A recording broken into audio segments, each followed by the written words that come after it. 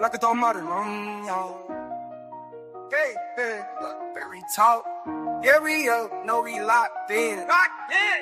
ATL, we run the game, check the top 10. Waves swinging, hawks fly, Falcons run it back.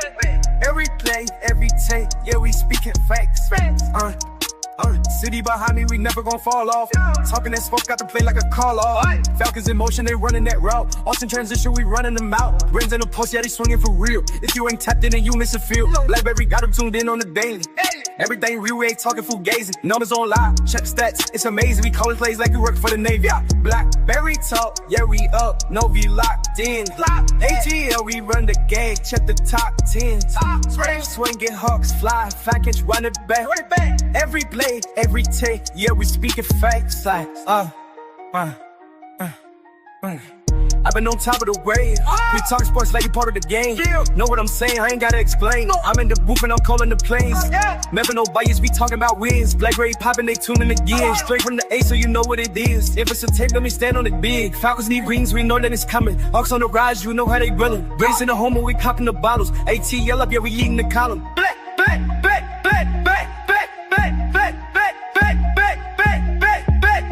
Blakberry talk, yeah, we up, yo, we locked in. ATL, we run the game, check the top 10. Brave swinging, hawks fly, Falcons running back. Every play, every take, yeah, we speaking facts.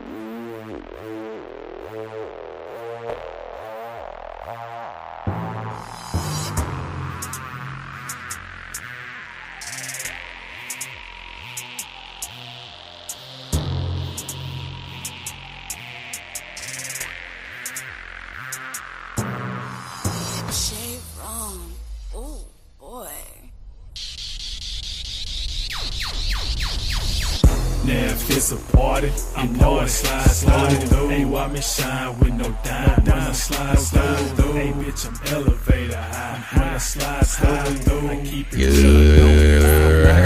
sir. Now if it's a party, I know I slide through. Why me shine with no dime when I slide through. Bitch, I'm elevator high when I slide through. I keep it real, I don't lie when I slide through. Step up in this bitch like I'm 10 feet high. Ho, I'm just outstanding. That mean that I can't lie. I got the green next to me, call that shit a standby. Thursday night, which only means one baby. Yeah, I'm raising up the temperature. You're looking for some Malbaliki. He gon' get up in the It's time for the rich bitch. I'm tired of whack shit. I guess it's you if I'm offended. Ladies and gentlemen, appreciate you joining us.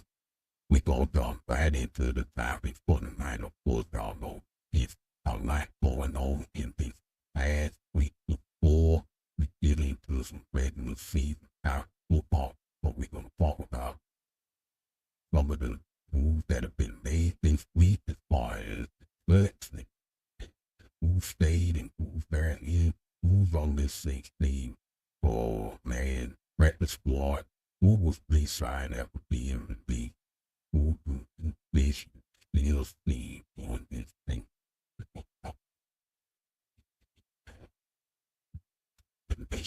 Yeah.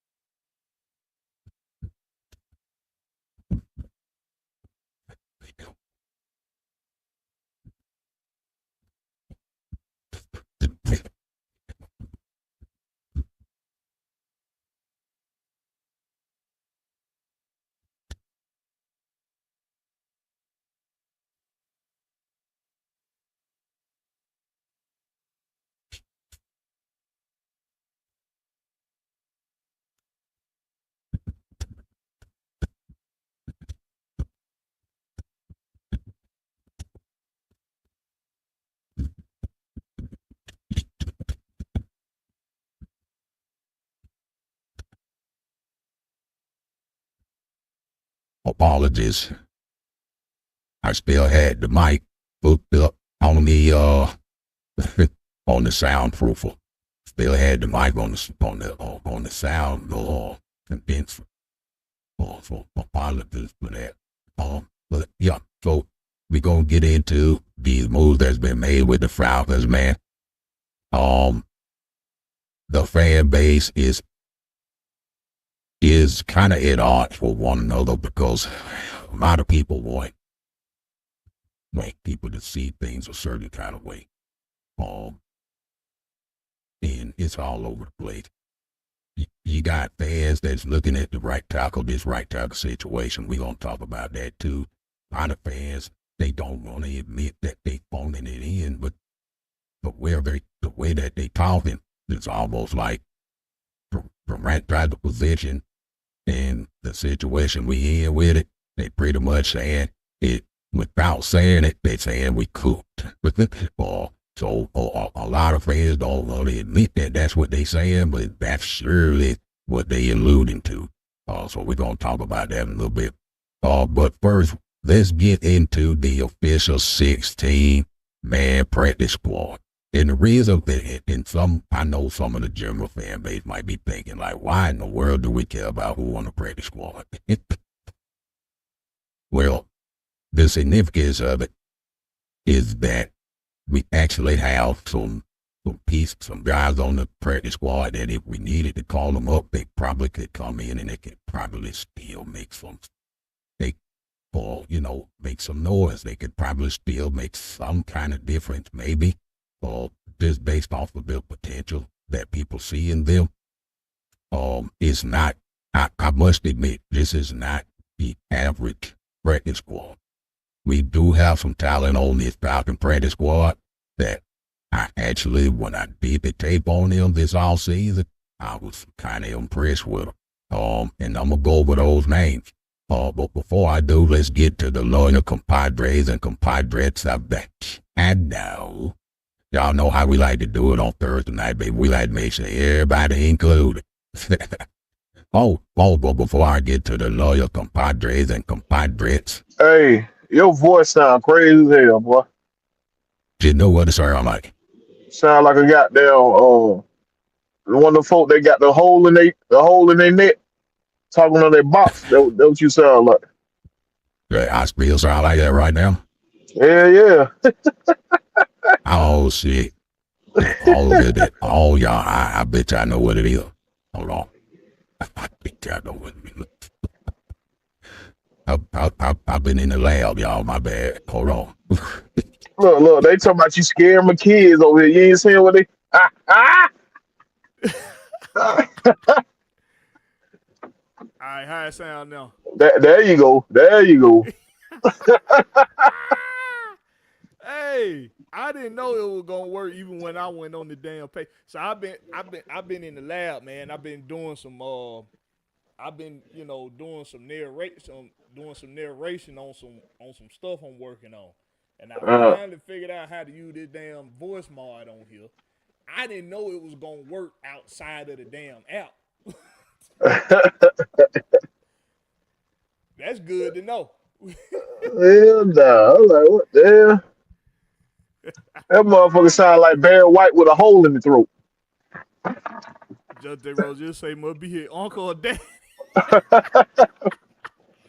So what you was fucking with the soundboard? You say like graded knees.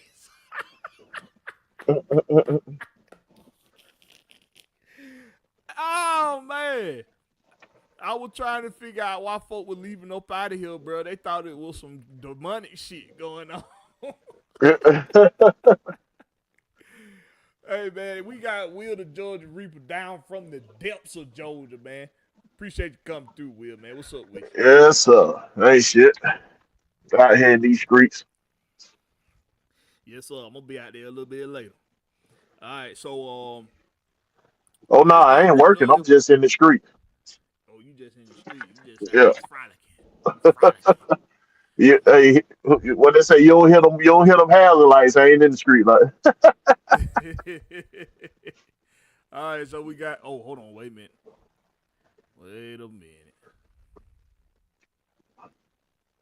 Got one more thing to do, but once I learn how to, boy, I just done turned into a kid in the candy store, bro. When I learned how to use that thing, Yeah, that soundboard be having so much shit. boy. And then I got an external one, cause I bought my son some studio equipment, so I done hooked it up. I done hooked all this shit up, bro. I'm in here, goddamn. That boy, that boy D. Coleman say, out of respect, you had 2 more minutes to do that deep voice. I couldn't do it, my boy. Oh man. D. Coleman say he was giving you 2 more minutes, goddamn. Hey, I'm glad Big Will came in here and told me that's what was going on, because I sure hell didn't know. I sure didn't know, bro. So we got Jonte Roger in the house. We're going down to love your compadres and compadres of the channel. Oh, that's channel. That mean I did the intro. I opened up the show with that damn thing. Oh boy, that's gonna be something to remember. I can't wait to go back and listen and watch that, bro. All right, Jonte Roger in the house. What's up with you, Jonte Roger? We got A137 Sauce in the building. What's up with your A137 Sauce?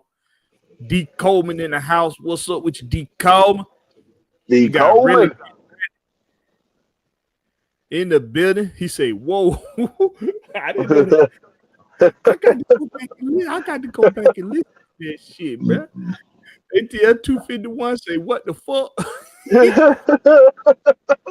What's up with you, D. Coleman? What's up with you, my boy? AI voice. Your mic ain't working. You glitchy. Oh man, who else we got up in here, man? They going ham too. We got East Side man Atlanta in the house. He say home team. What's going on with you, East Side Atlanta? We got Bernard Cantrell in the house. What's up with you, Bernard Cantrell? We got D. Sloan in the building. What's up with you, D. Sloan? We got Southside in the house. Southside. What's going on with Southside? He said Blakberry sounded like Black Lucifer. Hey man, I can't wait to go back and listen to that shit, bro. That was funny, bro. Yeah, your content traffic gonna be crazy as hell. What? Yeah, it is. They gonna I want to see how many folks left soon they heard that shit. Bro, I swear, because it was like 11 people. Then all of a sudden it was just 7, and I was like, "Oh shit, people leaving like that." Okay. So, what D. Coleman say? Boise State is the Gonzaga of college football. Every time we start to give them some respect, they fumble the bag. Ain't no playoffs this year, bitch. All right, so hey man, first up, the initial 16-man practice squad, and like I said, a lot of people might be asking, like when they watch this, why the hell we talking about the practice squad, the general fan base? Well, to be fair, this ain't the average practice squad. We actually got some dudes on this practice squad that if we needed to call them up, I think that they could plug in just fine. In fact, I think they could plug in and they could actually do a good job. First on the 16 man is practice squad is Nick Nash, Kobe Bryant, Easton Stick, Carlos Washington, C.J. Henderson, Khalid Kareem, Contavious Street, Dylan Drummond, Chris Blair, Brandon Walker, Joshua Simon, Ronnie Harrison, Joshua Gray, Ryan Hayes, Carter Warren, and Lenny Craig. Now, according to my compadre, Big Will, we might have one more slot on that practice squad because Lenny Craig is an international player, right? He is exempt. He is exempt. So yeah, so you're gonna have 17 on the practice squad instead of 16 since you signed him to the practice. Right.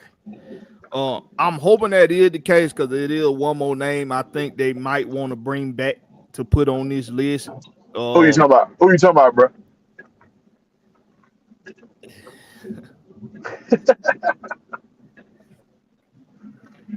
They might want to bring back Simeon Barrow.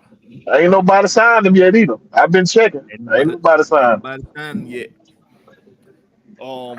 They might look at him as a developmental piece. Don't hurt to have him on the practice squad. So if that other slot is open, it'll be nice to have him. Now this list is on the Falcons wire. They're not an official Atlanta Falcons website, but they cover the Falcons. Basically that's all they do is cover Falcons. So Yeah. that's the list that they got on the 16 right now. So hopefully that it's another slot open. Because I don't think Simeon Barrow got a whole lot of upside. Don't think he got a whole lot that he can offer. I think his ceiling is very low. But He I'm was always one of the highest graded pass defender we had. I think out of the big boys that played. Yeah, I'm always rooting for these guys, man. When they undrafted and they trying to find them a place in the NFL, because Lord knows is a very, very low. Only 1% of the student athlete makes it to a professional sport, y'all. So And he from Georgia. I root for these guys, and he from Georgia. So hopefully that spot is open. I'd like to see him on this 16. Will you tell me your thoughts on this 16 and what changes you think might arise here in the near future? Well, like I said yesterday, ain't really no surprises on this 16 man practice squad.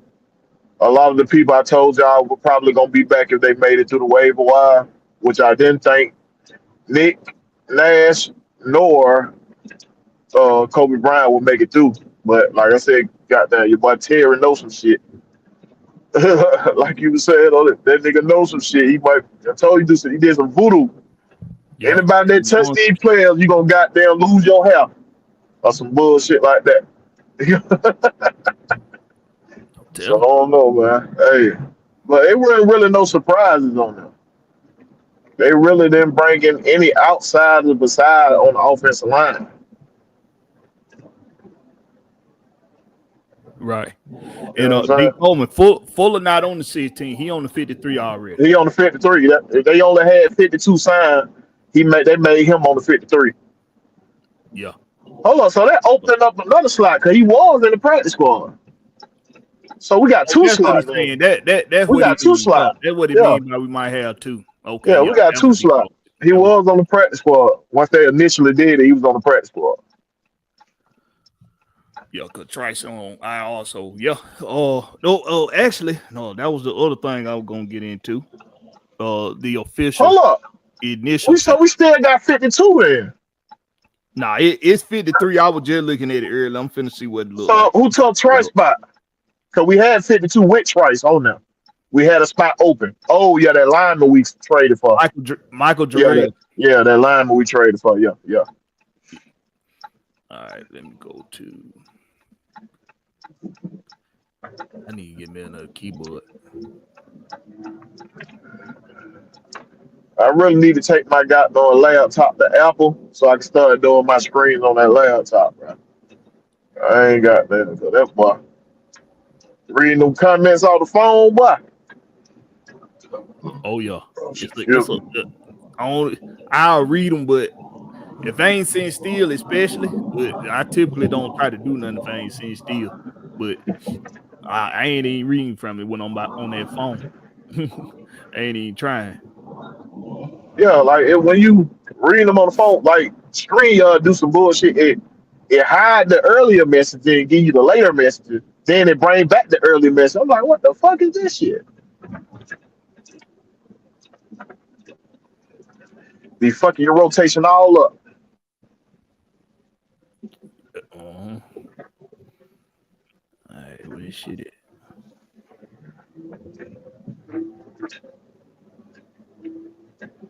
Right, so I be having shit pulled up, then it disappear. What Yeah, is I forgot I did. I forgot I still ain't put on no Saint jersey yet. Shit, but if y'all went, hey, see, I don't That type might big. be I one. be damn, I'm finna put on damn Saint jersey. I don't even make them kind of goddamn. Yeah, I be damn.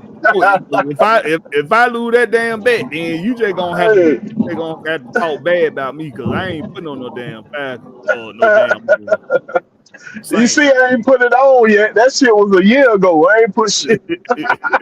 Yeah, shit, I don't blame you, boy. Shit, I sure wouldn't do it. That shit just had reminded me because one of Hey, the goddamn I think somebody had said that shit like oh, nah, that was one of the I don't know who said it. Nah, that was goddamn Sam that said it. He's like, you still ain't paid up on the other day. I ain't seen no.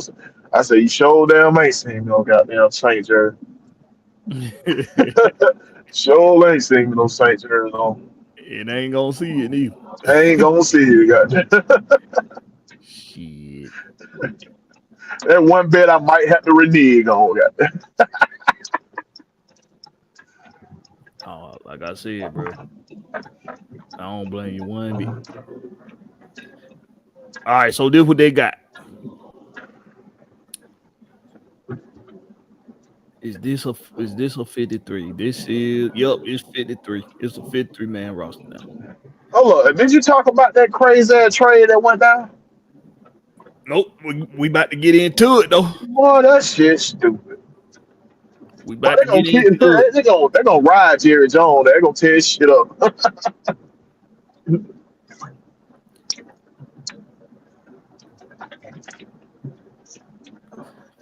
Michael Parsons traded to the Green Bay Packers.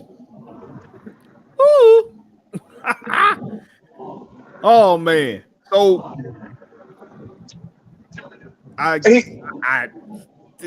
oh man. Bruh. It Okay. was stupid. It was stupid on both sides. For Green Bay to pay this nigga $47 million a year. Wait. Hold on. Shit. I'm finna get into this contract. Okay, let me slow down then. Go ahead, do your thing, bro. Now, before I do though, before I get into this contract, let me say this. Michael Parsons, big ups to you, my boy. Big ups to you. Big ups, my boy.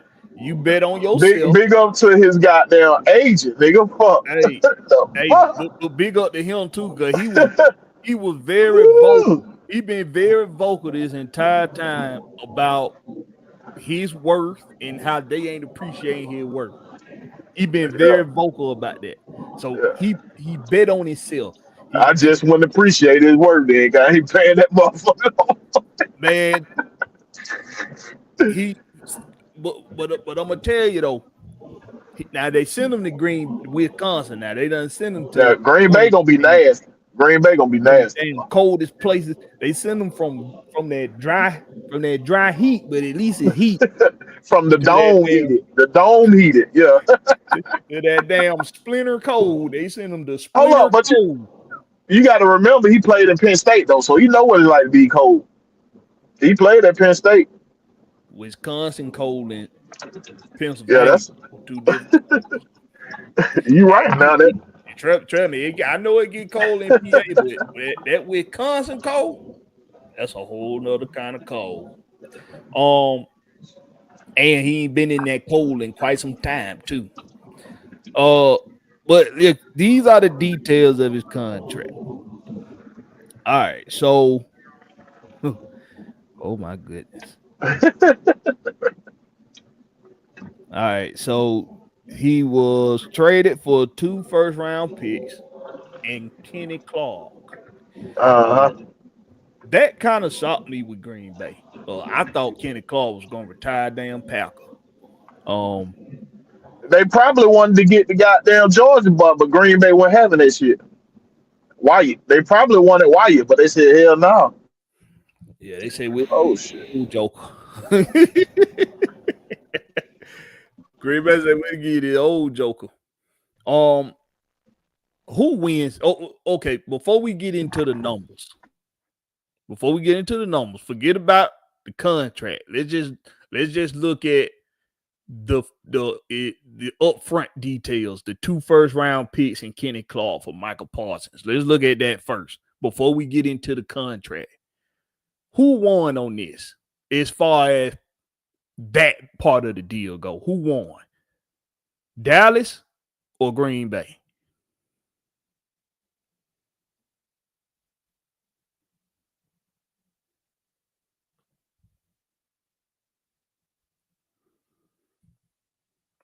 Southside said he think it's a good trade for both teams.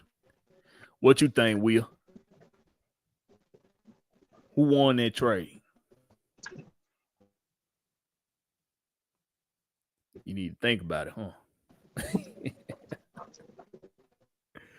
D. Colton say Green Bay. John Tate Rozier say Green Bay.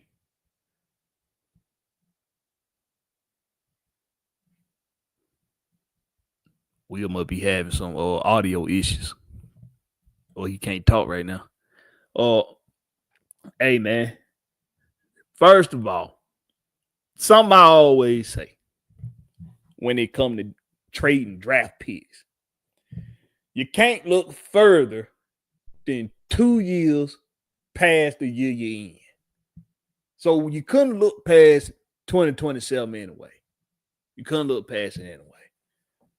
If you think you're getting first round quality in the trade, which Michael Parsons absolutely is, a lot of people would say he's a generational talent. I don't know if I'm going to go generational yet. You still got more to do to be considered generational talent. But he's definitely a superstar. That's no doubt. So you're definitely getting first round talent. But are you getting worth 2 first round picks talent? Are you getting that? Well, he is a difference maker. He's a playmaker.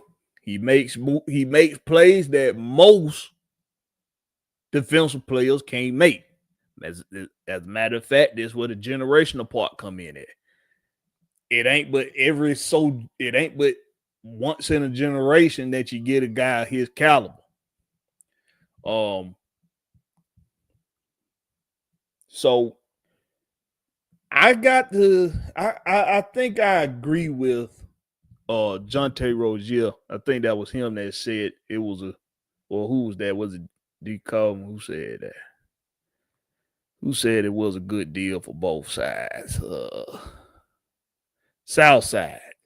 So I got to agree with Southside. I do think it was a good deal for both sides. What's up with your old chicken howler? What about you, Will? You good now? You good? Bad Mike.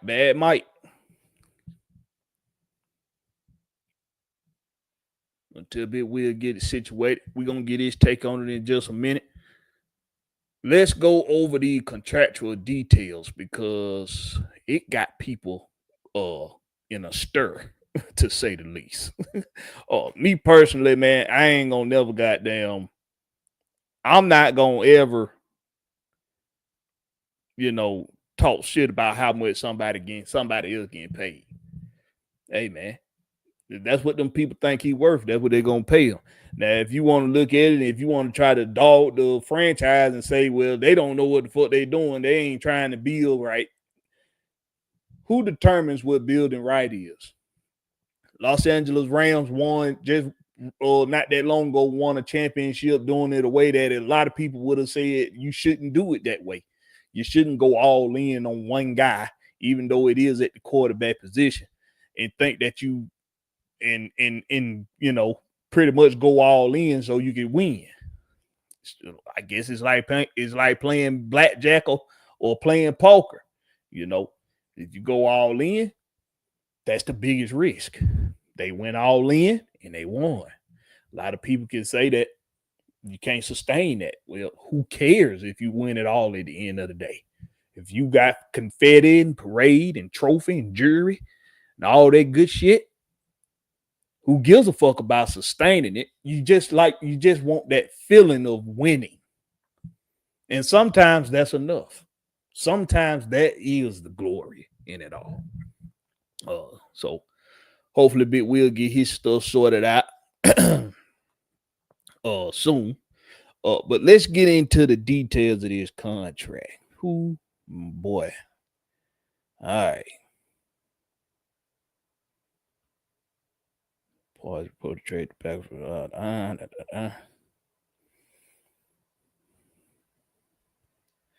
All right, the Packers gave up first round picks in both 26 and in 27.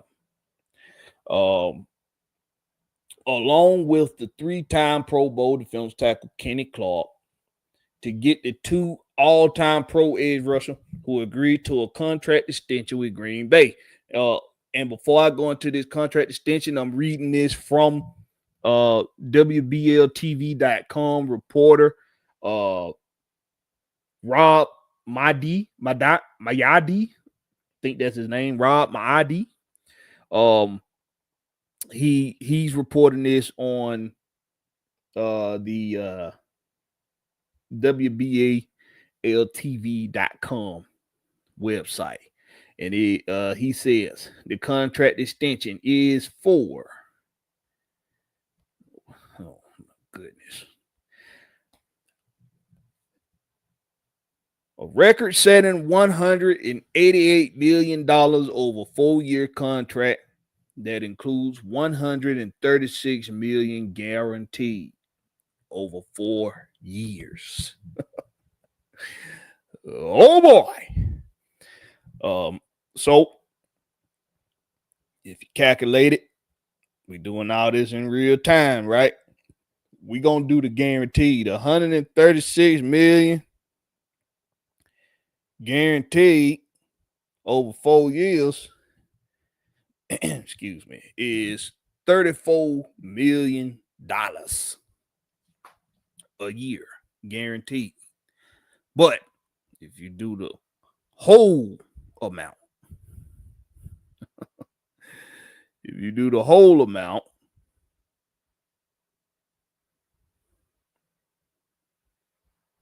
that's $47 million.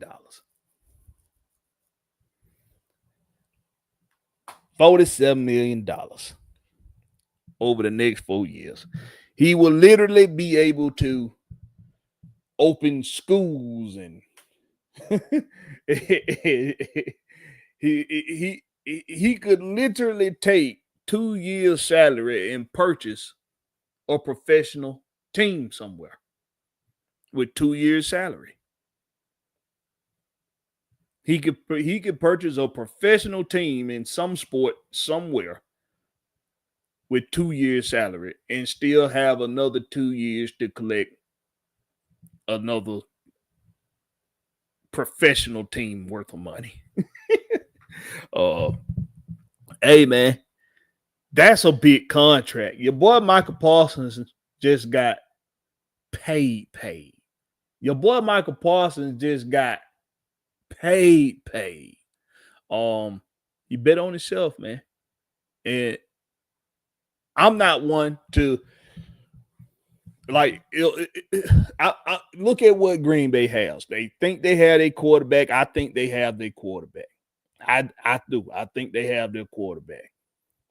They have a running game. They got a good, decent running game. They have now, I mean, offensively, they could probably use one more weapon in the receiving group, but hell, they doing well on offense without having a legit, sure number one receiver, in my opinion. You got a defense that has always been middle of the pack. The Green Bay defense always stays somewhere around the middle of the pack, I think.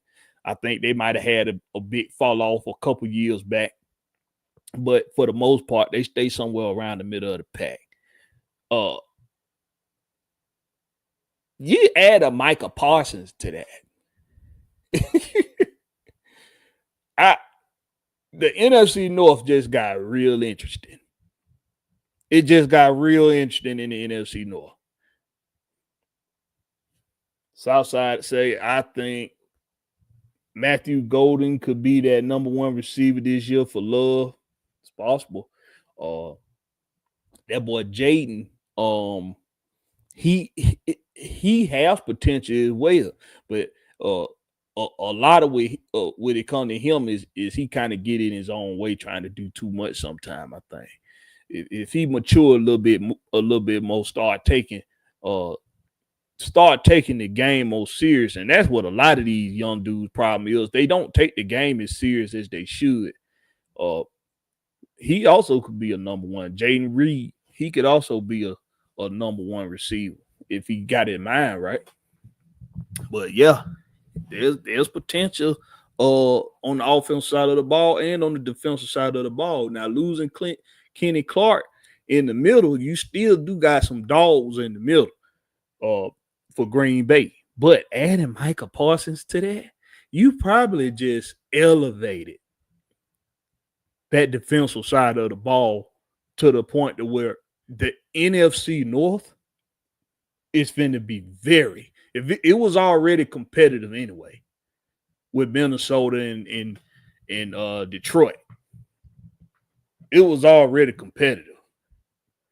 But now you got Green Bay back in the mix, which they kind of already were in the mix, but come on, man.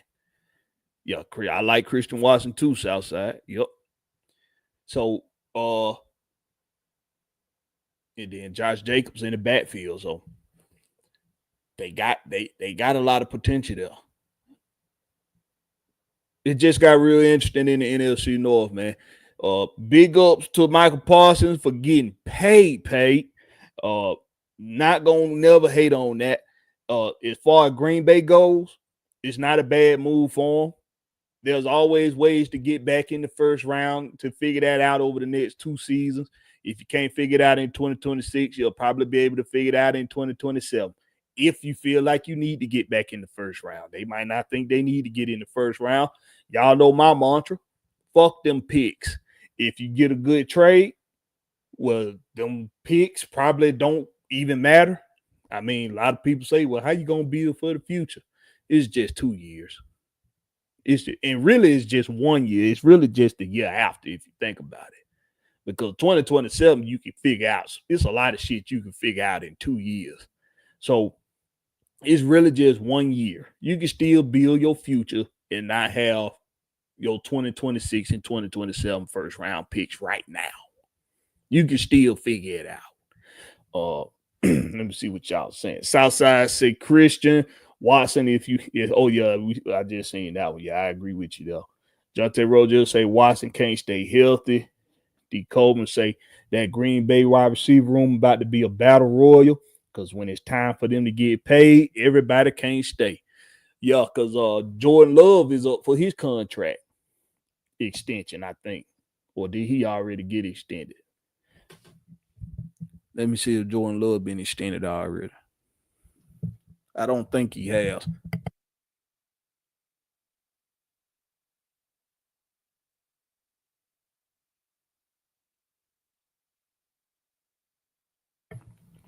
Okay, yeah. So Jordan Love already done been extended. Jordan Love been extended already. He got extended last year, $220 million contract extension.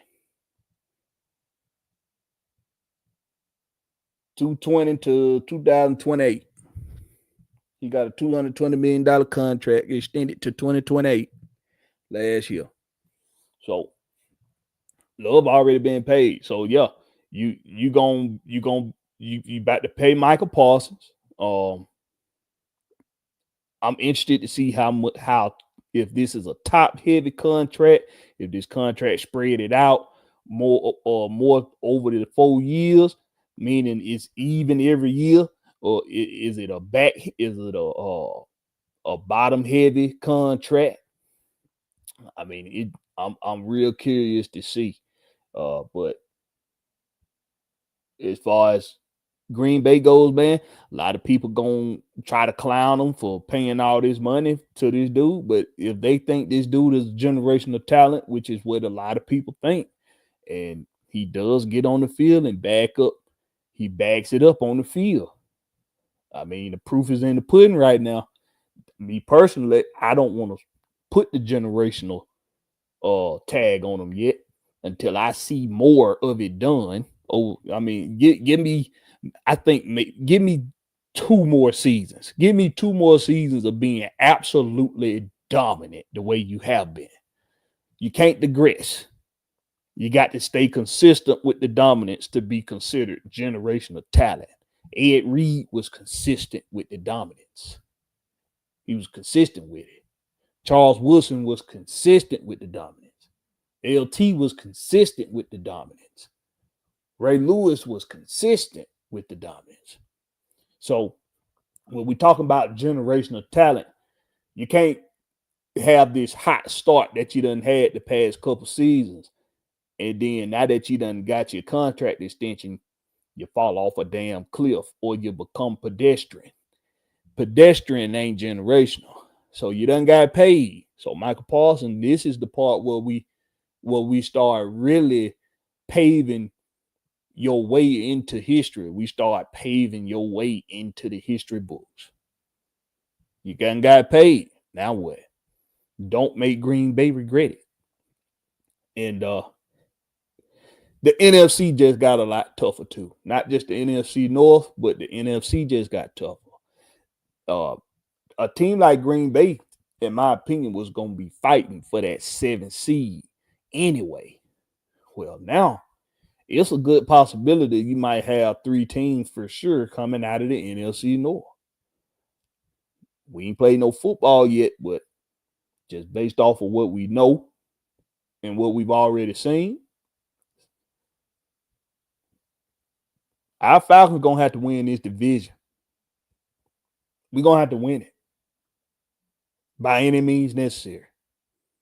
We cannot finish second in this division this year. We cannot finish second in this division. We got to win the NFC South, y'all.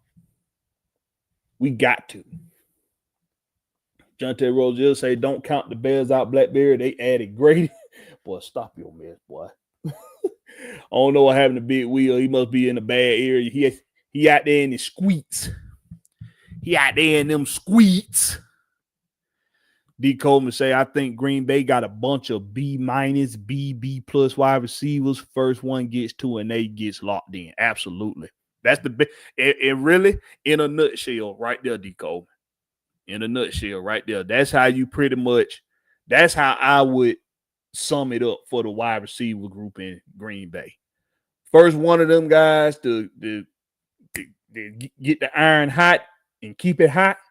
Watson, Reed, one of them two, or the other boy.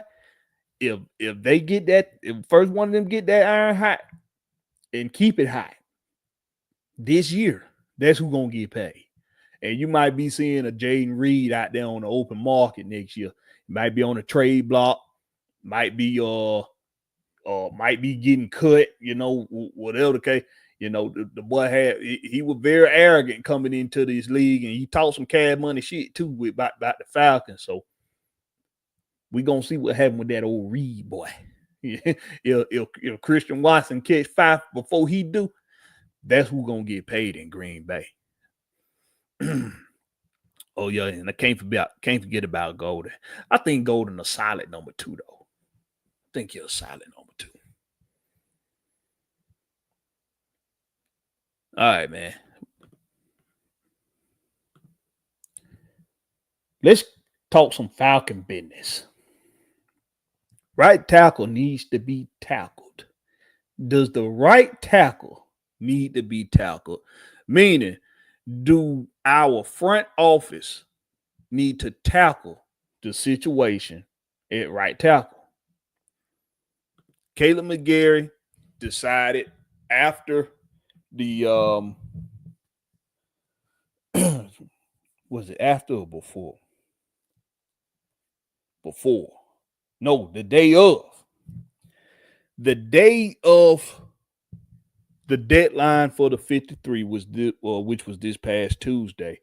Caleb McGarry decided that he was going to get surgery on his patella in his knee, and that is going to keep him out for the remainder of the season. I think this is a decision that he probably went to his family about, and he's fought a lot of leg injuries over the past handful of seasons. As one of the ladybirds of AFM, Miss Christy Lewis, pointed out to us. Excuse me. He has, and I really didn't pay that any attention, but of course at the time we did, but when you go back and look, you like, damn, he did nurse a leg injury every year he was here. Every year.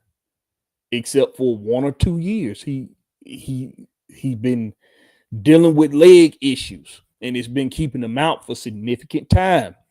I think this time he got with family and they decided that it's time to take the best possible. It's time to take the best possible solution here, which is surgery.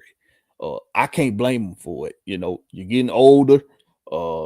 You don't want to be in a situation where you can barely move. When you're not playing football no more, you already got kids. You're going to have grandkids. You're going to want to keep up with a little bit. A wife you want to keep up with. Because let's be real, they stay spry a lot longer than we do. Men, the women stay spry a lot longer than us. Most of the time. So I don't blame him. Now, as far as him getting that contract extension, and it's, bad luck that we had just gave him the extension, then he goes and get a season-ending injury. A lot of people talking cash money shit about the man because he decided to get surgery. Well, the man got to do what's best for him at the end of the day. We human beings. They are human beings at the end of the day, y'all. Okay? He has to make a life choice there. That's a life decision. Now, money can't get in the way of you choosing your life, over going out there and playing what essentially is a child's game. Now, yes, when you add that money to it and getting paid all that money, it becomes way more than a child's game. I get it. And that is definitely something that has to be considered. But, hey, man, do what you got to do, Caleb McGarry. Now, as far as Falcons go, unfortunately for us as well, as a team, his backup is also going to be missing significant time. Storm Norton, we probably won't see him till around week 8. So we are in a sticky situation at right tackle. Now, we've made moves to go get bodies to put out there to see who gonna work. We got Michael Jarrell from the Seattle Seahawks. We got Hayes, who we put on the practice squad. And we got, what was the other guy we put on the practice squad? Carter Warren that we put on the practice squad. So they are making moves. They are making moves to correct the problem, to try to correct the issue. And I think they're using the law of averages. Just going to throw some folks out there, and if one don't work, we'll have another one to throw out there. If that don't work, we'll have another one to throw out there. Law of averages say somebody got to work out. So, but considering that there are valuable pieces on this team that could help you better prepare for this right tackle conundrum that we're in. Should they tackle it full on and make a splash move before the trade deadline? Should they make a splash move before things get potentially out of hand in the win-loss column? What's going on, Big Will? Are you listening? Do you know where I'm about to go with this? Bruh, I was in the goddamn dead area, boy. Dead. Yeah, That's what I told him. I say, you out there in them squeaks. Yeah, but I don't think they need to make another move. I think they brought in enough bodies to start a competition. Now, if we was missing 2 or 3 offensive linemen on the line, then I'd be, hey man, I'd be like, damn. I know our offensive line coach good, but damn, how good can he be?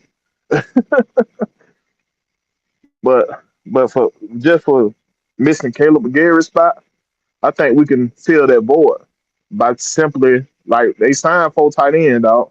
So they telling you what they gonna do. If they come across any trouble like that, they gonna chip. They gonna have them boy chip before they release. So hey, I think we good, man. No need to panic right now. Okay. Southside say at least trade for a better tackle than Michael Jarrell. No, let them fight it out. You brought in what they brought? What 4 offensive linemen in? Let them boys fight it out and see who come out with the job. You got 2 weeks. Well, no, you got 10 days. So let them boys fight it out, man. Yeah, the law of averages approach, I don't mind it because I, I'm a salesman, so I always look at shit like that and say, yeah, that could work. So I don't mind it. But gather me your ear, would you?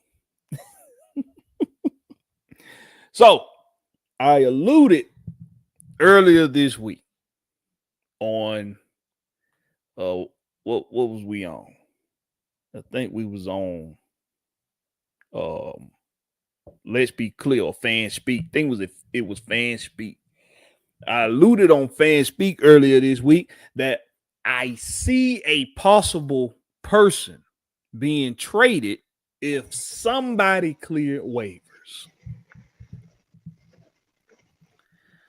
Do y'all know who cleared waivers that I might be talking about? Nope. Do you have an inkling? A little inkling, just a little inkling. Got a little inkling? Nope. Seriously? I don't know who cleared waiver. All right. You got to tell us. Carlos Washington cleared waivers. Carlos Washington is on the 53. Carlos Washington. I mean, no, he on the 16. He already on the 16. On 16. He cleared waivers. Yeah. Who in and I don't know what they see. I don't know what they see in him. Who in their last year? Who in their last year on that? Carlos Washington is not no. He is not no Algier. Up to get paid. He is not no Algier, dog. Who did they purposely not play in the preseason along with starters? Are you talking about Algier? Or you're talking about Carlos Washington because he was hurt? Straight. You damn straight talking about Tyler Algier ain't going nowhere unless he want to go somewhere. Unless Tyler Algier want to go somewhere, that's the only way he leaving, bro. Tyler Algier. That's the only way. Is getting paid nearly. Look, you see, Casino, I'm with you. I'm with you, Casino. The big reveal was Tyler Washington. It ain't no way. You're right. It's Tyler Algier. The big reveal was that Carlos Washington cleared waivers, which means you have Nathan Carter and Carlos Washington that you can have in the running back room. That don't even sound good, Blakberry. That don't even sound good. You need a right tackle. You need a suitable right tackle. You don't know that yet. No, we don't know that yet, but even maybe they want to be sure about it. let the fans tell it. Caleb McGarry had problems at pass protection. Let the They didn't fans like tell it. Caleb McGarry anyway. I Yeah, know you that. know what I'm saying. So I know that. But now they see what they was missing now that he ain't got it no more. Look, Silk knew what I was saying. He knew all along. That Sean Caldwell knew all cause along. y'all on that same bullshit. That's what y'all on. But listen, but listen to this though, Will. You gotta kind of think practical about this. We look at Nathan Carter and we think to ourselves, he's a serviceable back. He's a speedster, bro. He's not a power back. He's a speedster. He's a serviceable back. It ain't. Forget about speed and power and all that. He's a serviceable back. You have Cause she don't say Tyler have no value. You got how Tyler ain't got no value. I don't know what he's talking about right there. He ain't got no value. Everybody knows that this dude in his rookie year, with only 14 games played, had over 1,000 yards rushing. Mm-hmm. He only played in and was sharing the backfield. And was sharing the load. It had 1,000-yard season. He's a what he is, a 5th round pick? Yep. He's a 5th round pick. Yep. Now, this is what we got to take in mind. Now, I'm not saying I think this is going to happen, but I'm saying you got to kind of think practical about this. This is a card that they have in the deck that they could play right now with Tyler Algier. Because you do think because when we look at Nathan Carter, bro, we can't deny it. He looks like a serviceable. God damn, I can't get this damn word out. Serviceable running back. Look what he was capable of doing behind that porous offensive line in the preseason. Against threes and fours. But that offensive line was. That's why I said he a speedster. He was speeding through there. That's a difference. What happened when the first guy come and try to wrap him up? Can he break that tackle? I think that's he did. The question. I think he has done a decent job making the first man miss in his career. Well, like I said, I can't control if they trade Tyler Algier or whatever, but I'm gonna be a Tyler Algier fan. I'm gonna let you know that now. Oh, wait a minute now. You finna have Big Will talking Cad Money shits outside. What he say? He said Tyler just a power guy. He's nothing special at running back. I don't see a team trading a good draft pick. He didn't even sound serious on goddamn typing it. When he was saying it, he was laughing. I can see it now. He laughing as he type. Okay, see, Southside, I ain't talking about it. We don't know what they could get back. You could go get a serviceable right tackle. You could go get, I don't know. They don't have to be a world beater. They just got to be somebody that got more clout in the game than Michael Jarrell and Hayes them with the starts. I think all together the offensive line, the offensive line that we done went and got after this McGarrett injury, I think all together all of them got 10 damn starts in they whole all together. 10 starts. Out of 3 guys, they got 10 starts. So if you could go get you a serviceable right tackle, this is an option that they might have on the table right now with Tyler Algier. It's something that's been forced onto them with the injuries that have acquired a right tackle. They have to consider these things. They have to. It's bad business if you don't. But what you think about it, though, Will? I already told y'all what I think about it. Wait a minute. I know you done told. I know what you think about it, but let me ask you this. Let me ask it a different way. If a move was to happen where they move Tyler Algier to try to fix the right tackle issue, would you be okay with it? I mean, I ain't got no choice. This is my team, regardless. I ain't got no choice. But I think it'll be premature to try to make a move like that, and that just make it crazy. Why would you keep so many offensive linemen on the 53, then bring back 3 more on the practice squad if you weren't gonna let them fight it out for that position? It makes no sense how you set the 53 up then.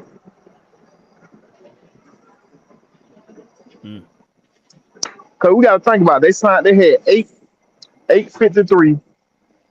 I mean 8 linemen on the 53, and they put 3 on the practice squad, bro. Why do that if you ain't gonna let them fight it out for that position? Plus, they made a trade for one. So why do that if you ain't gonna let them fight it out for that position? Now, what about somewhere else on the depth chart? You see some more pieces that could be moved to try. And the key word is try. Try to fix the right tackle issue. Maybe I'm saying, can we see the first game before we panic about that right tackle position? That's what I would do. Cause we forget they did not look good in preseason last year, the offensive line. But Terry them made a couple moves, and when starters started to fall off that offensive line, we had backups fill in, and it didn't look like they was backups. They served very well when they was in there.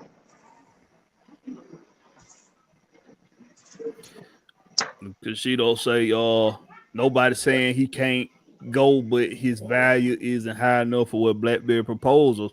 Hold on, I want to know how much do they think the offensive lineman is going for real? I just don't they think they quarterback. They think they quarterback on some wide receivers on a skill position. They not going that high. And look, man, ain't nobody saying they got to be world beaters. It just got to be somebody with way more experience at starting than the guys we done picked up. It can be a backup on somebody's team that they very high on, and they will trade that motherfucker for Tyler if they need running back help that bad. Right. Just to take my bias out of it. Take my bias out of it. A team will do that if they need a running back that bad. They will trade a backup tackle that they're high on for a running back that started. Yeah, they'll do that. Like, take this into mind. And this, I don't know if this is a good example or not. You let me know if you think this is a good example, Will. Drew Dalton was a backup center before he was a starting center, but he had got work in at center. He had tape on why he could be a starter before we started. It could be some right tackles out there or some swing tackles. It could be somebody out there that done put on some tape that you can say, yeah, that's more serviceable than what we done went and got so far. Tyler Jill might be worth that. Ain't no Mike, he is. Tyler Jill goes on to 25 other teams in this damn league and he starts automatically. Yeah, Tyler Jill is another Micah Turner situation. A great back that's, you know what I'm saying, that's sitting behind another back. Perfect example. Keep y'all who throwing Kurt down there, y'all got to know he got to lift his no trade clause. Yeah. And they got to be a team that need a quarterback. So that ain't gonna work. That's too much value. Now that's too much. Way too much. Way too much. Now you overvaluing it now. Come on now. Take it back to economics class.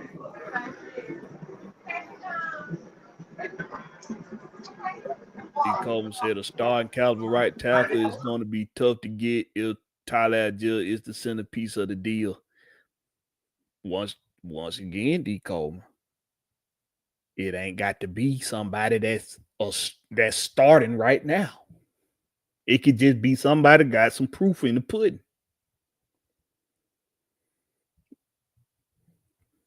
These things got to be considered, man. Yeah, it's a lot of undervaluing Tyler Jill right now, and it's a lot of overvaluing the right tackle position. They just don't know. They just don't know the numbers. They don't know how it works. They really thinking that the offensive lineman going for first round pick. Right now, I guess they think you going for somebody 7-time All Pro or something. Yeah. And it don't escape me that we got a left-handed quarterback, and that's his blind side. That don't escape me at all. That's why we saying you can't undervalue Tyler Algier in this situation. It's something they got to think about. If you go around this whole team, what other guy on this team that you wouldn't mind losing has less value than Tyler Algier? Who? Is there anybody else that's not in a starting position that you would say has enough value for them to consider moving to try to get ahead of the right tackle situation? See, they got to consider these things because it's business. And if you don't consider these things in business, you're doing yourself a disservice.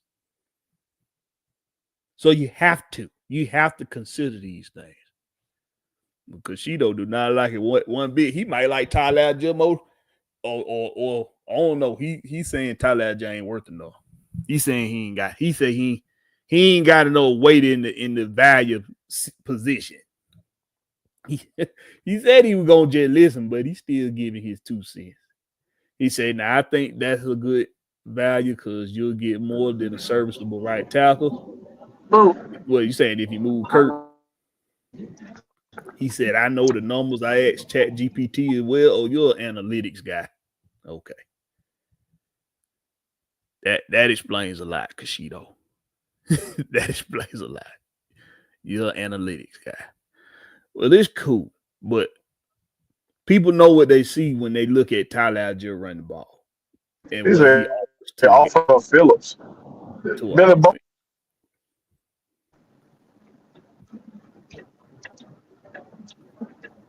Awful of Phillips.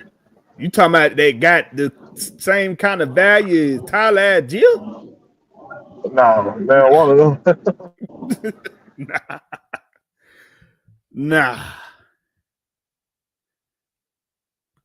He called me and say, "I'm going by Brian Robinson Jr., who gets you about $700 a year." Oh, goddamn.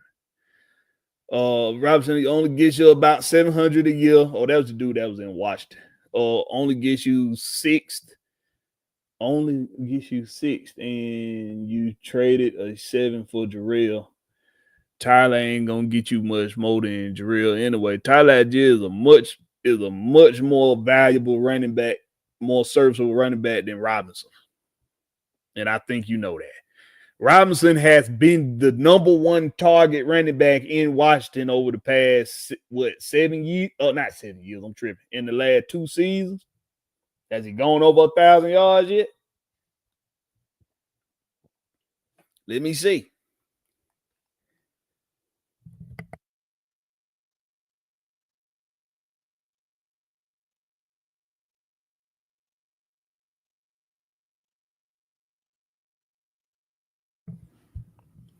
All right, so Brian Robinson Jr., he's yet to even give you 800 yards. He's been just under it with 799. He on San Francisco anyway. No, he in Washington. No, they traded him. Did they trade? They traded him. Yeah, he in San Francisco. Okay, yeah. So this dude, now he averaged 4 yards a carry, but he never gave you more than 800 yards. Tyler Algier, he wasn't even the #1, when he wasn't even the bell cow. This dude was the bell cow in Washington, and he still didn't get you 800 yards. Tyler Algier done gave you 1,000-yard season, and he damn near had what this dude had as a starter last year. And he averaging over 4 yards a carry. Yeah, cause how many yards Tyler Algier had last year? Yeah, like, I think about 8. 7 or 8, I don't know off the top. Yeah, about 700 or 800. The chat will let you know. Pretty sure they already on it.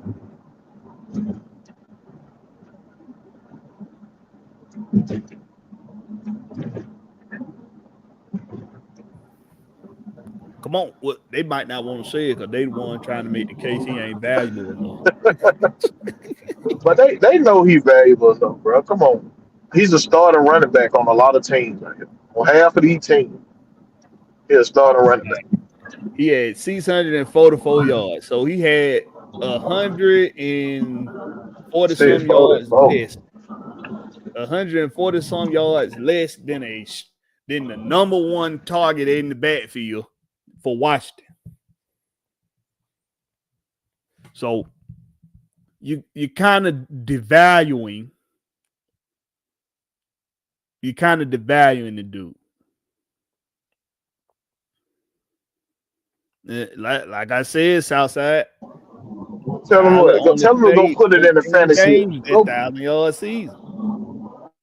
Go put it in the draft thing, a little simulator, and see what they get out of it. Tell them to go do it like that. Guarantee you finna get somebody. Mm-hmm. Oh, but Joe Test boy, they might have had multiple backs, but he was the number one back. That's the point. He definitely was the number one back. So, you got to take these things into account if you the Falcons, man. I know a lot of people. I know y'all don't want to think that means anything. Production means everything when you're talking about value. That's how we ended up with Michael Turner. That's how we ended up with Ward Dunn. For those same reasons. Two guys that weren't getting a whole lot as far as contract goes in their first teams, but we saw enough in them for them to be the number one guys in the backfield here in Atlanta.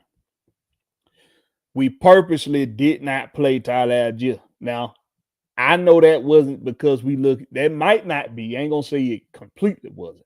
I'm not going to say that was because we look at him as good trade stock and they want to make sure he's healthy for a good trade proposal.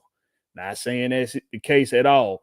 I'm saying that can be the case now that you have this right tackle situation at hand. He's the most valuable, movable, without really missing a whole lot piece that you got. Now, I would miss him personally because I like Tyler Algier.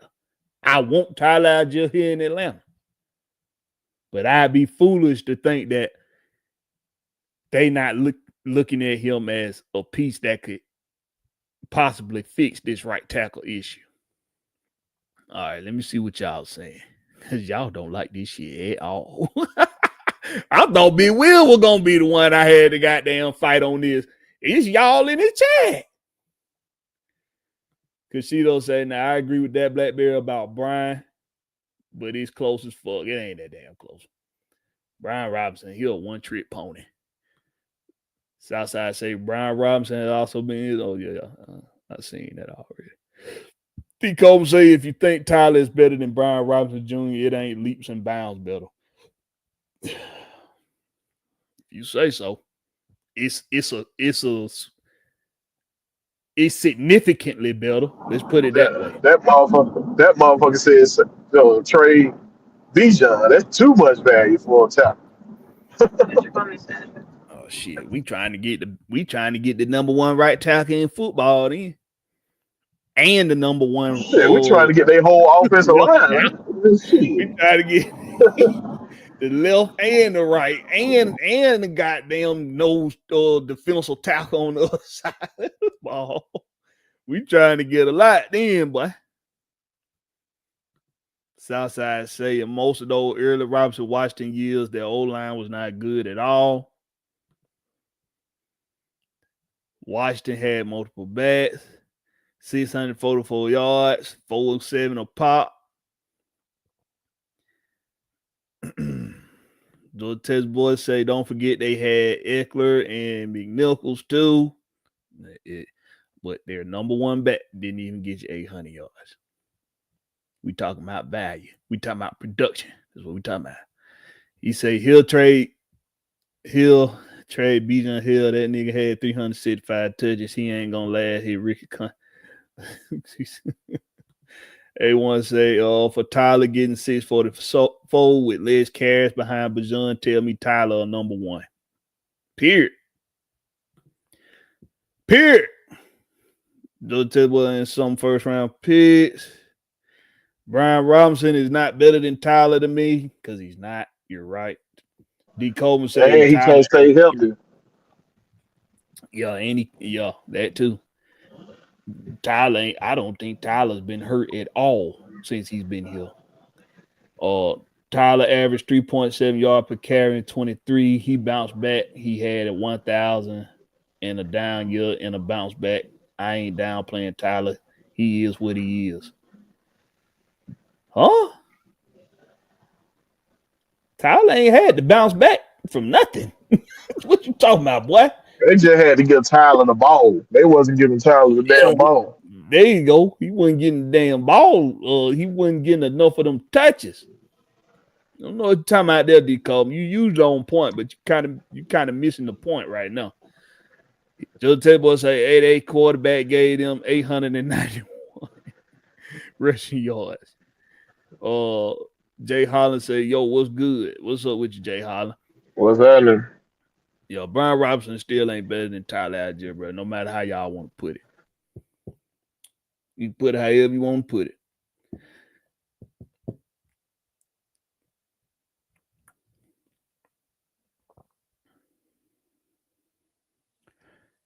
Got King Treyway in here. He say, what's good, Blakberry and Big Wheel? What's up with you, my boy? King Treyway, who are you in the what's your name in the fantasy, bro? What's your name in fantasy, King Treyway? With Coach O'Kane, cause there's a couple of y'all, man. Y'all fucked us up in them first couple rounds, man. Not picking y'all people, bro. Let the Dale simulator do it for you. Shit, let me turn it down. Hell, they fucking hot in here. Bro, whoever, I know the hell these Braves ain't being so embarrassing tonight getting drawn 18-4. Goodness gracious. King Treyway say he the chosen one. He say he missed one pick. Yeah, I do. That was you. You set your the auto pick, didn't you? One said, Tyler had 650 plus behind Cordell Patterson and Bijan. Y'all tripping. Oh, I say 30. I don't know what in the hell. It's like they having selective amnesia right now. They know good goddamn well Tyler Algier more valuable than what they trying to make it. They just trying to prove. They trying to make it seem like he ain't as valuable because they don't want to think about him being traded. That's what it is. They done put on Big Wheel hat tonight. Big Wheel actually looking at it from a practical standpoint, which I know he does, but the chat just don't want to look at him being traded, bro. That's really what it boiled down to. They don't want him to be traded. You say you woke up 10 minutes late. Oh, okay. Yeah, we figured you just late get in there. Cause she don't say I ain't trading that nigga Blakberry. I say I know you don't want to. I know that what it is, bro. I don't want to trade him neither, bro. I don't want to trade him neither, bro. But man, if you think about these things, if you think about all these possibilities before they happen, you kind of prepare yourself mentally.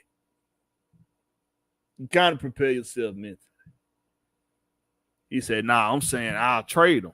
Oh, well, shit, then. You ought to see the value in him then. Give me a right towel, goddamn. Then Casino, what in the fuck we been talking about the last 20 damn minutes then, bro? You been sitting here trying to make a damn I think Casino fucking with you, bro. Think you fucking Yeah, with that's what it is, man. Don't mess with me right now, bro. Leave me alone. Don't mess with me right now.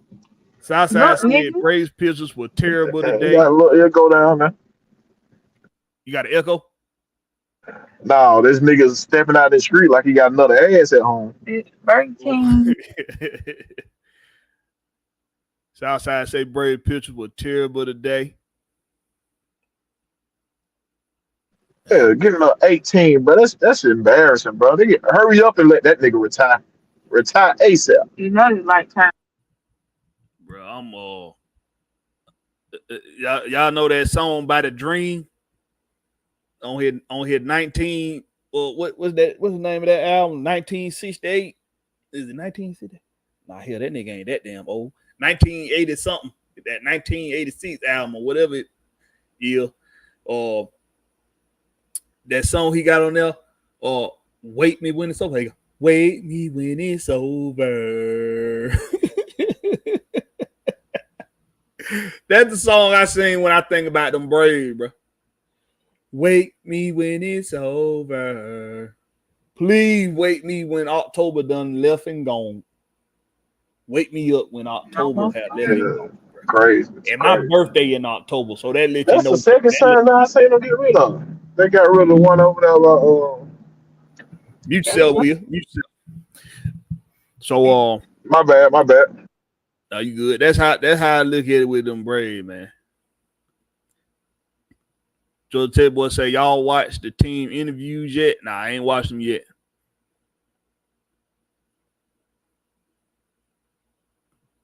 I see the value. I just don't think it's that high. My guy. How you think it need to be? I don't that's kind of the disconnect right now. How high of the value do you think it need to be? We gave you the example. We told you it don't have to be nobody that starts. It could be somebody that got starting experience that when you go look at the tape, you see that they done put out some good tape when they done got their starting opportunities and they done started a significant amount of games. I don't know who, I'm going to be real. I haven't done the research and the homework yet, but I'm going to, because I'm pretty sure out of 32 teams, there's somebody out there, a swing tackle, a right tackle, somebody out there that done put some on tape better than what we done went and got that could equal or be in the vicinity of the value of a Tyler Algier. We used the example about Drew Dalman. Drew Dalman, before he got the starting center job, he had put enough on tape to show you he could take over his center. He put enough on tape before he got that job. It's somebody out there. I don't know what kind of value you think he got to have, but he don't have to have world beater value. He don't have to have number one right tackle value. He don't have to have it. He just got to have serviceable right tackle value. That's all he got to have. Southside say Blakberry chill. The Braves have won 5 by. Oh, goddamn. Wake me when it's over. Did he just try to congratulate the Braves for real? He just did. He must don't know what we 14 games under 500. What the hell, bro? If you choosing for the Braves to be your guilty pleasure, Southside, then you go right on ahead. Southside just trolling because I don't do that, but I just got to check up on their score on ESPN. I can't even watch it. Yeah, he said I think the disconnect definitely is the value of the right tackle. So I agree with you. Yeah, there we go. So we're going to agree to disagree. He said Kyle Schwarber for Philly has 4 home runs in 1 game. Is that for real? What you say? This dude hit 4 home runs on us in 1 game, bro. That might be talking about tonight. It probably was. How bad the pitcher was tonight? Shit. They brought Brian Snicker like they bring up them AA pitchers or whatever. I don't mind him giving them a chance, but shit.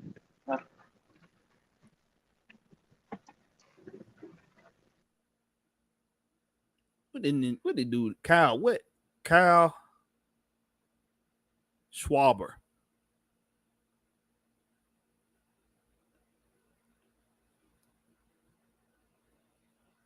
Kyle Schwarber posts 21st 4-homer game in Major League Baseball history. Are you kidding? Are you serious, bro?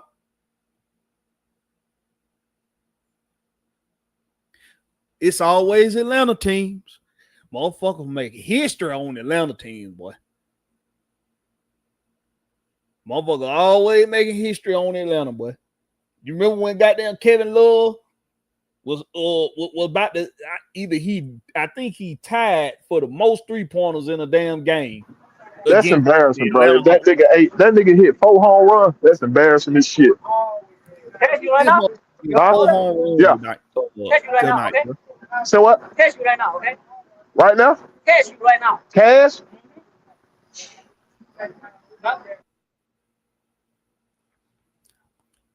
Well, out there making panhandle moves. D. Coleman said, I think trading Tyler gets you a tackle that is a smidge better than Jarrell. I'll say that.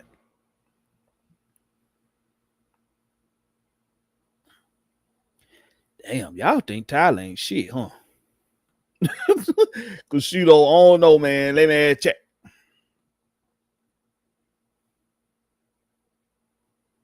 I ain't even gonna read that shit, D. Cole. Yeah, it's been a wrap, bro. In one game, bro. That shit crazy.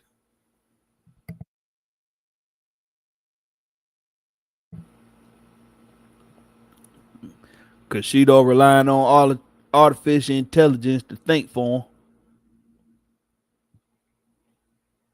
Not playing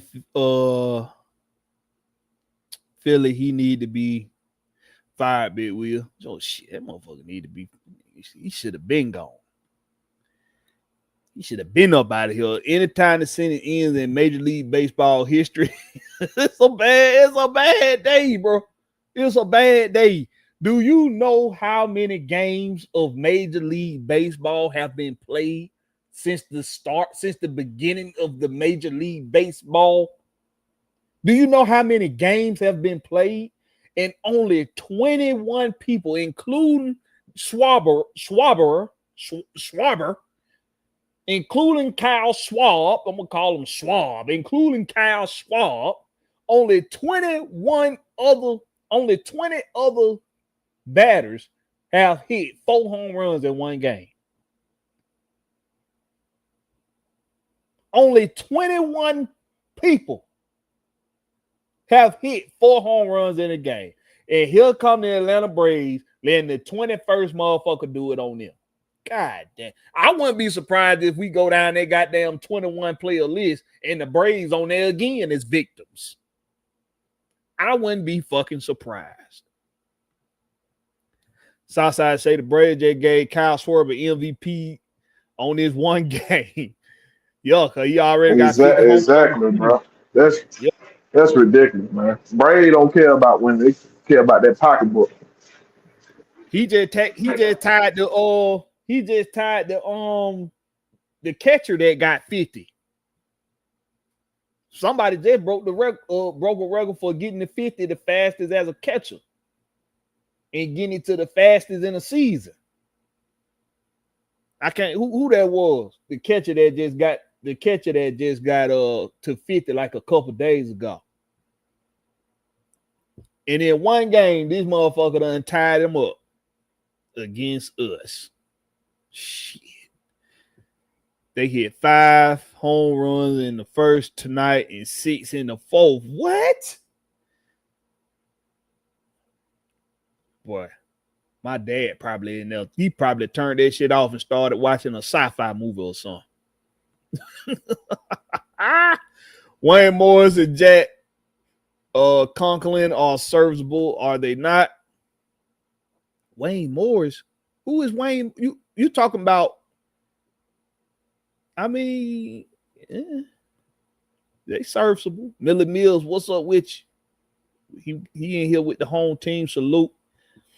D. Coleman say last time somebody did what Kyle did was Flapjack McNeil in 1882 for the Boston Knick-Knack Patty Wax.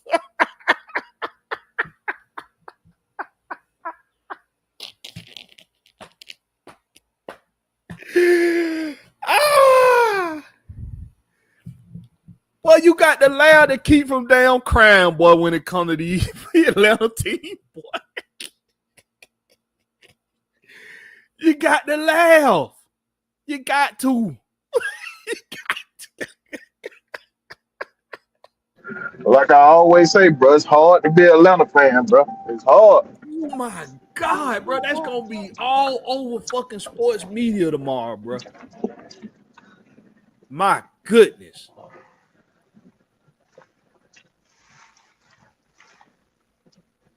At least the Braves got some damn championships, though, to goddamn go back and lean on. But that's embarrassing, bro. Oh, I know they were 19-4 what they lost by. I know they were tearing Jerry Jones' ass up at the prayer conference. Jerry Jones. But he don't care, though. Jerry Jones don't care. That nigga done. Y'all, to be truthful, Jerry Jones made the NFL better, y'all. Go watch the documentary. He kind of did make the NFL. That nigga made the NFL better, bro. Cause at first, no NFL team couldn't go outside of the NFL with you know what I'm saying, what brand they use. Think about it. Reebok used to be their brand, y'all. Every team had to go through Reebok.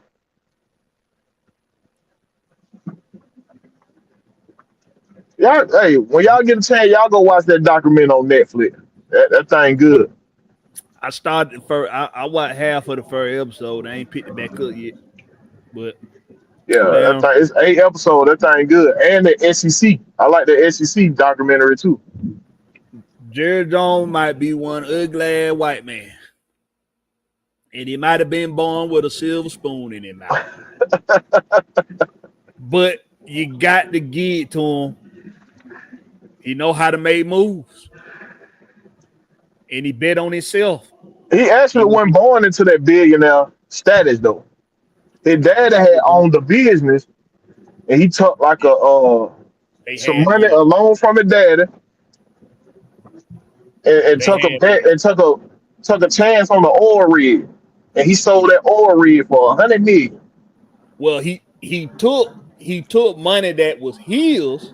It was just all he had, and put it all on that. He put it all on that one deed. Deed, and that deed was, and he struck gold. Struck gold, $100 million, bro. It take a lot of luck, but it also takes some nuts, man. It take luck and it take dirt to become a billionaire. I'm telling you now. You got to do something. You're going to have to goddamn piss somebody off. Ain't no off. billionaire with no clean hands up there, boy. Nope. Show ain't. That's including Oprah. Oh, that's definitely Oprah. That's definitely Oprah, goddamn. That's including Tyler Perry, too. Oh, exactly. Hey, that's including Riri and Beyonce. It's including their asses, too. We ain't going to get into that. We want your channel to be good, bro. We ain't gonna get into that. They've been took us off the live, cause as soon as I started trying to expose the SEC, not the SEC, but the NCAA playoff committee, my damn channel got shut down. Let me hit the pause button on that one. Southside say, y'all know what's crazy? This the second time this year, one player got 4 home runs on them against the Diamondbacks. A dude hit 4 home runs on homes. Oh, for real? Wow. ATL 251 say, got a lad to keep from crying on some of these teams we have had. Yeah, boy. They want to say ATL, the team in the movies give up milestones. It's true. It's damn true, like Kurt Angle say. It's true. It's damn true. He come and say them cracker. Oh, College Station pissed off in the boy, say that, boy. I ain't even I'm not even going to listen to damn Braves radio tomorrow, bro. I ain't listening to Braves radio, and I ain't listening to 92.9 either, because there's going to be a whole bunch of goddamn. You know how long it been since I listened to 929? Oh, I listen to them from time I've been start listening to them, bro. I've been start listening to them. Jared don't want to talk to a player's agent in big 2025. I mean, bro, come on, bro. 47 million, bro. 47 million. He making more than Patrick Mahomes, bro. Come on, man. That's a lot of moolah, baby. I'm not that dumbfounded chasing no championship to pay this nigga 47 million. And he get injured. He be getting injured. How many games he missed last year? That's an expensive pass rusher, boy. Goodness gracious. Look, they say he's a generational talent. That's what they say. Yes, he's a generational talent, but how many more of them out there? It ain't that many generational talents. That's why they call it generational talents. What to make him generational? What to make him generational? Let him go out there and guard a wide receiver. Then I'm like, okay, yeah, this nigga worth 47 million. He can go out there and guard this wide receiver. Okay. Really will. So, bro, you got 47 million, bro. That's quarterback money. If I'm finna pay this nigga quarterback money, you better be working him out at a different position. So you finna be cutting a lot of motherfuckers. You finna be cutting a lot of motherfuckers.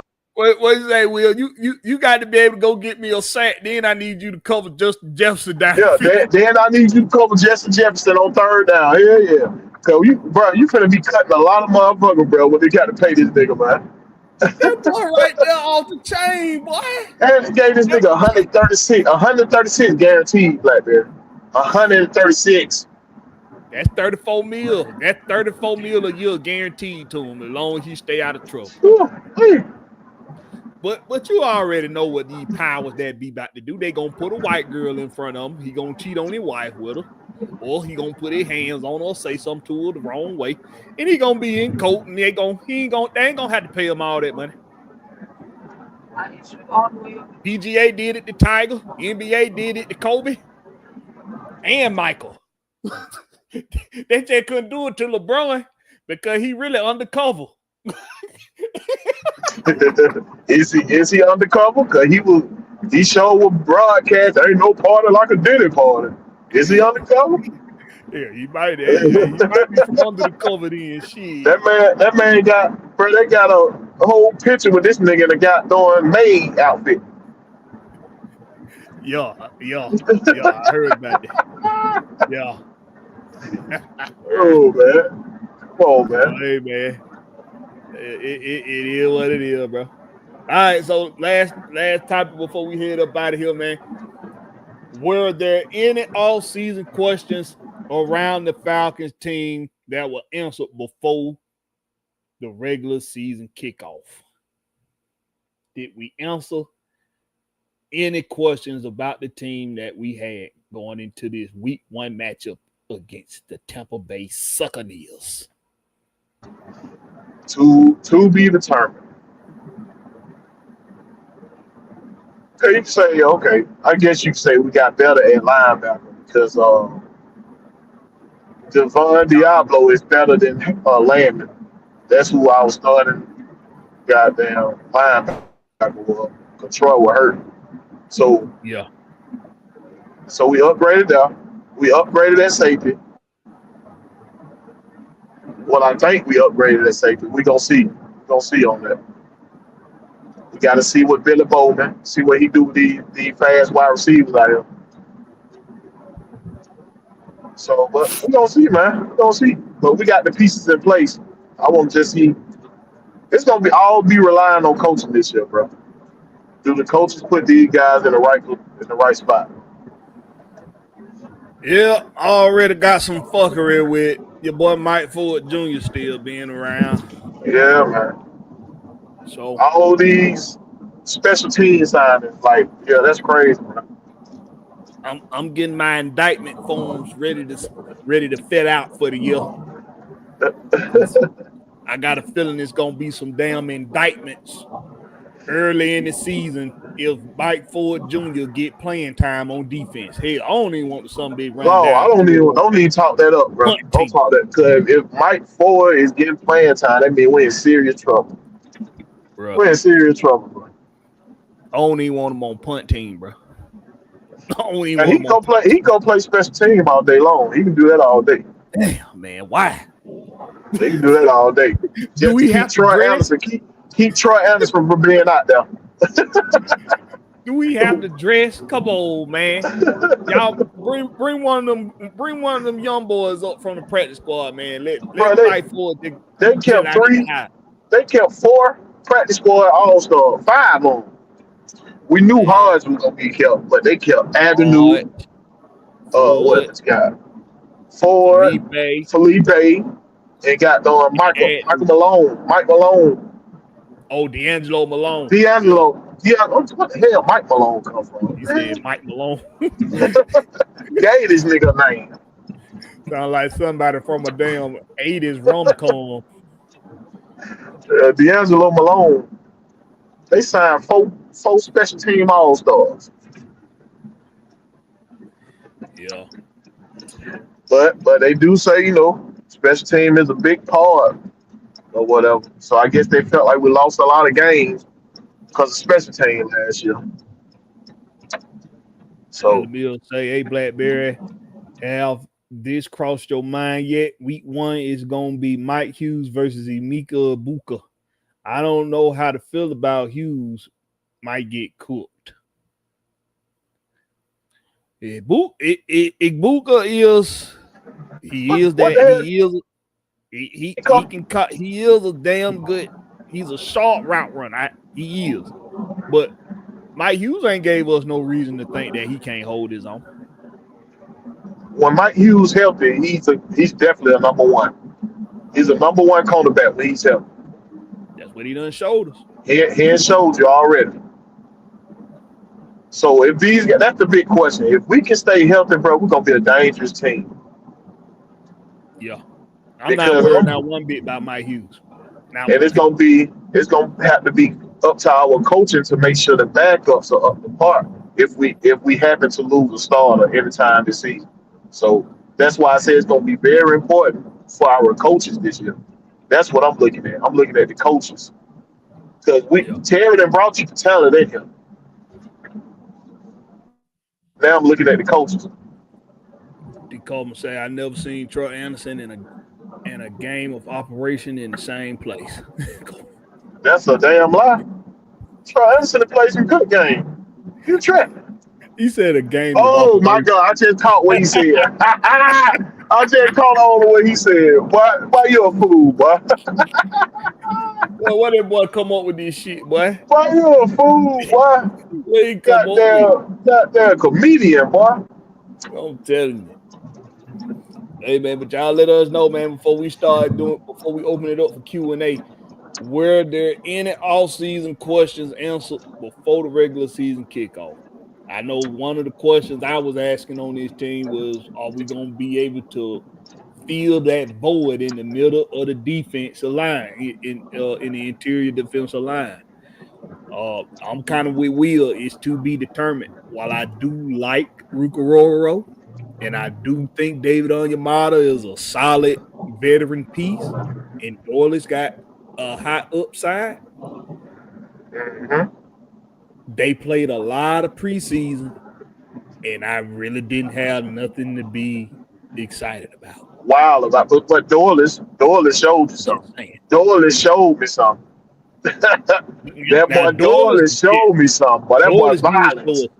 That boy's violent. Doyle did show us something. And Root, it wasn't bad when they played. But like I said, I'm looking for standout. I want you to jump off the page on the inside. When I turn on the tape, London jumped off. Boy. They couldn't block London. Boys out there getting after it in the middle. They couldn't block your boy London. He stayed in the backfield. London stayed in the backfield, yeah. London was showing us something for sure. Eddie Kennedy showed me something. Eddie Kennedy showed me he's deadly. Well, they could not block Eddie Kennedy. AK was the highest. He had the highest pressure rate in football last year. He just didn't. It just didn't result into the sacks. So if he can provide that along with somebody in that middle stepping up, it don't got to be everybody, but at least one person. And Rook, it looked like Rook is gonna be that guy first up the bat to get that opportunity. So we need Rook to show his ass, man. We need for him to go out there and show us he can take a couple steps forward in his career, y'all. When we talking about championship football, see, it is something else I wanted to talk about. We at this point now coming into the regular season. Well, y'all, it's time to separate the bad, the mediocre, the average, the just above average, the good, the great. It's tiers. It's tiers to the talent level. It's tiers to the ability. It's tiers to the production in these athletes. The reason why I get so bent out of shape about the Natron Brooks conversation is because that's not even that. What Natron Brooks provide ain't even close to what we need. Not even close. Not even close. No, it's miles, hundreds of miles away from being close. Carl Phillips, even him. Carl Phillips got potential, but he ain't lived up to it yet. Can he finally bring that ball hawking game-changing ability to the table if used correctly? Same thing with guys like Caden Ellis. If we use Caden Ellis to the best of his abilities, can we unlock that one last chamber? That one last chamber on Caden Ellis where he provide that game-changing pass rushing ability. It's time to start separating okay and I like him. I like him. Hey man, I didn't marry my wife because I like her. I married her because I want to be with her forever. I love her. I love her to death. I need that kind of I need that kind of faithfulness. I need that kind of jumping off the page. Oh, that's what I need from these players. I'm tired of girlfriends, bro. I'm tired of boo things. Tired of side pieces.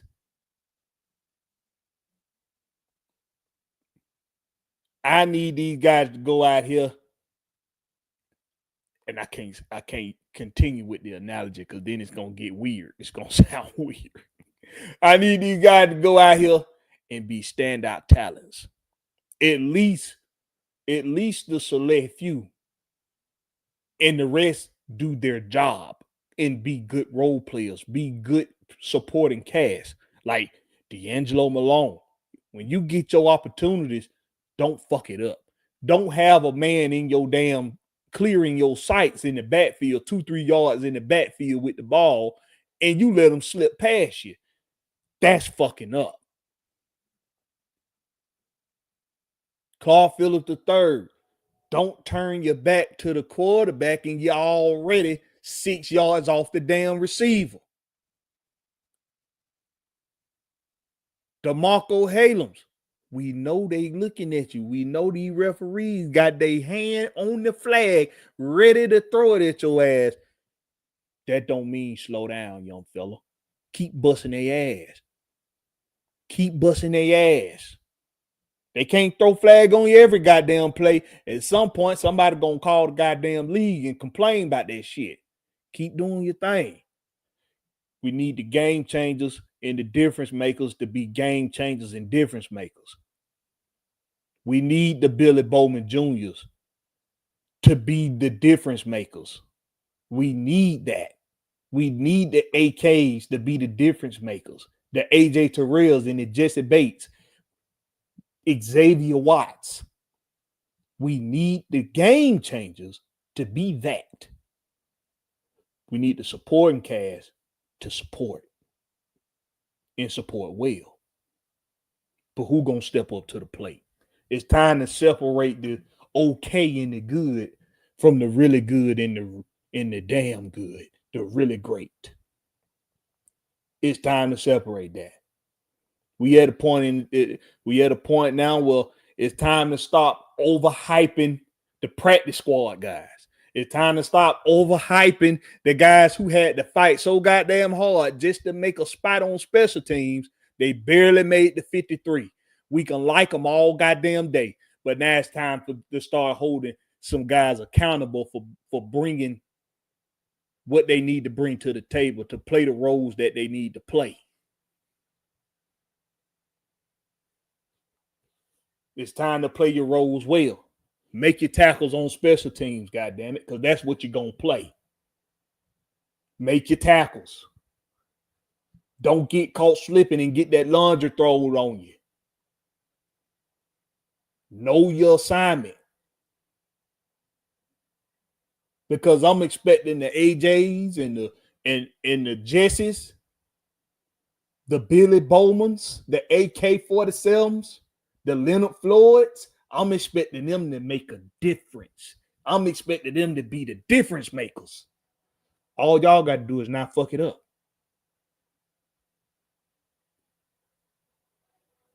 Just don't fuck it up. Same thing on offense. Felipe Franks, if they insert you in there in a 14 concept, block your motherfucking ass off. Know your assignment. If you get targeted, be ready for it. Come out your breaks the way you're supposed to. Don't get caught slipping. As a fan base, it's that time, y'all. It's time to get out your feelings about acquisitions that can make the practice squad, that can make the special teams unit. It's time to don't forget about it, but it's time to move on to the next stage of the season. We got a Tampa Bay team who they might be in our division and we might not like them because they're a rival division team, but we got to respect their game. Mike Evans ain't no bitch, and he show AJ Terrell that every fucking time he play him. Baker Mayfield, he might be a little stubby, little aggravating little motherfucker, but that little motherfucker knows how to get the job done. And Ty Bowles, every time he look across that field at Raheem Morris, he gonna look at a little boy. He gonna look at him as a little boy out here playing football against a grown man. We got to understand that shit. These coaches got to get these players ready for that shit. Because when the time comes, it's gonna be nut up or shut up. So let me ask you a question, Blackberry. You listen? I'm listening. So do you think Chinese food is cat, dog, or rat? Did you say cat dog? like a cat dog? Like it like one thing? Cat, dog, or rat? What is the mystery meat? Is it cat, dog, or rat? It's probably all of the above. Just like a hot dog.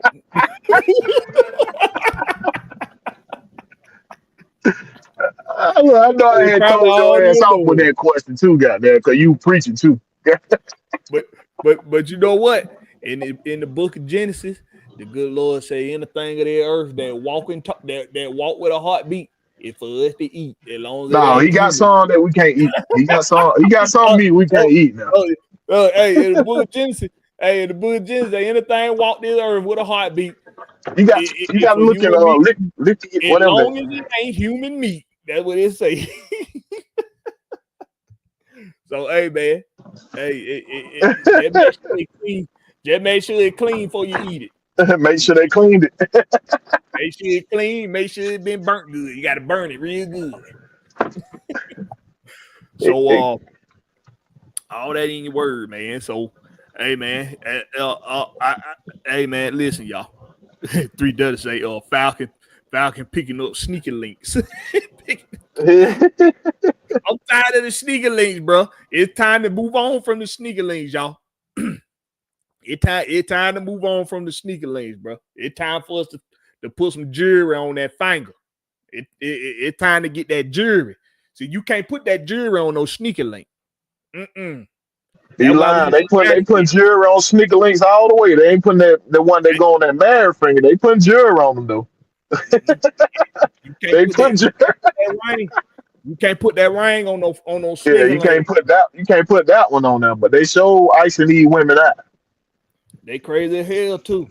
But you can't put no ring on those sneaker link. That like 3 Dirty say. That's what we've been doing. That's why we ain't got that ring yet. Cause we too busy around here playing. We too busy around here playing house. We ain't got no ring because we've been having bad luck with coaches. The coaches cost us a couple rings. So look, man, that's my message. He said it's called financial dating. Yeah, that's my It's the last weekend now before it's time to get to some goddamn some lacing up and some strapping up. No, it's now the college is doing now. I'm talking about for them Falcons. Oh yeah. Now we know them dogs. Football is here, baby. Football is here. My first dog show gonna be, let's be clear, gonna be after their first game over the weekend. So let's be clear, is we gonna be talking about them dogs. So if you're not a Georgia Bulldogs fan, you still tune in because we still gonna talk Falcons, we still gonna talk Hawks and Braves and hell, some might. This are all Georgia, all the whole state of Georgia, and then sports in general. We talk about it all over here, but let's be clear, next Monday is gonna be dedicated to the dogs. And like I say, we'll still talk Falcon, but most of the conversation gonna be about that Georgia game. Them dogs and Marshall talking dirty too. Man, what did you hear with that damn? He talking dirty. Yeah. I like when they talk like that so Kirby can hear. He ain't got to get his boys ready. They already gonna be ready. They're gonna be juiced up off of that. Hey, cause soon as Kirby here, he called everybody on the goddamn group chat. Did you hear this something bit? You heard this something bit said? Did you hear him? Everybody meet me at the gym right now. We finna get started. It's time to get started. So, hey, man, we appreciate y'all for coming through, man.